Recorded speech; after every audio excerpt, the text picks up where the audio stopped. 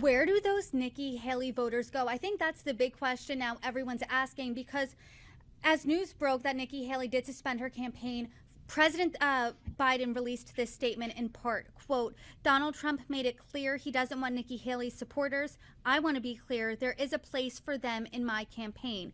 Where are these voters going? Do you see your average Nikki Haley voter supporting Biden over Trump, or vice versa? What does that look like?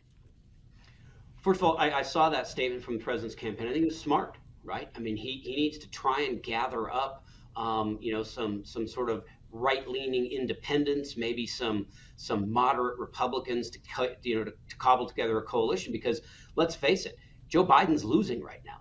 I mean, even the New York Times poll showed him down 5. So he needs all the votes that he can get. And so I think it's smart for him to strike a conciliatory tone. I don't think it's going to work, however. I mean, like, those Nikki Haley voters are not going to all of a sudden say, you know what, the border's wonderful, the economy's great, I love what you're doing, in Israel and in Ukraine, and I love the Afghanistan withdrawal, and everything's really safe and great in my community, I'm going to vote for Joe Biden. That's not going to happen.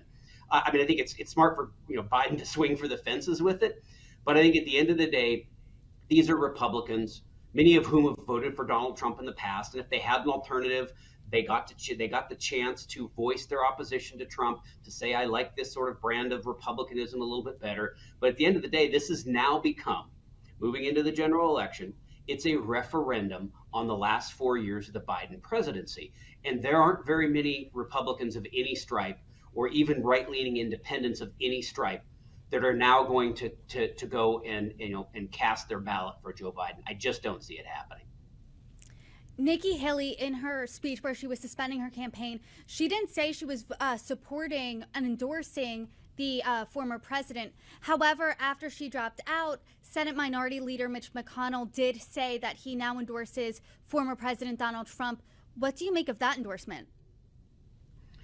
Yeah, I think that, the McConnell endorsement is important mostly because the national media wants to just talk about a rift between the Senate Minority Leader and the former president. They love the narrative of Republicans fighting and all of that. So this takes that off the table. It's consistent with what Mitch McConnell said. He's going to support the nominee. It's very clear now that, if it hasn't been clear to people before, after Trump almost sweeping Super Tuesday, it's very clear to everyone he is going to be the nominee. I think it's smart of McConnell to do that, clear the decks.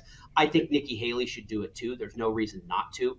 At this point, I think it's actually good for her future, if she wants a future in this party, to go ahead and make that endorsement right now. But look, I think it's smart that McConnell did it, and I think it takes away that narrative the national press wants to have, because really the party infighting, the candidate who's got a problem with his own party, and last night really showed this, is Joe Biden. I mean, think about it.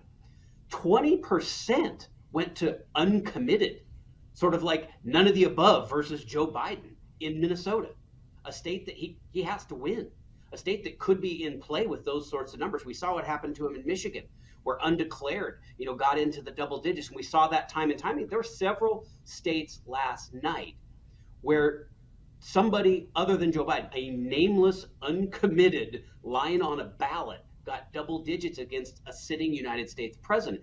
That's remarkable. And so if you want to talk about inter-party strife, I would say at the presidential level, it's with the Democrats right now, not the Republicans.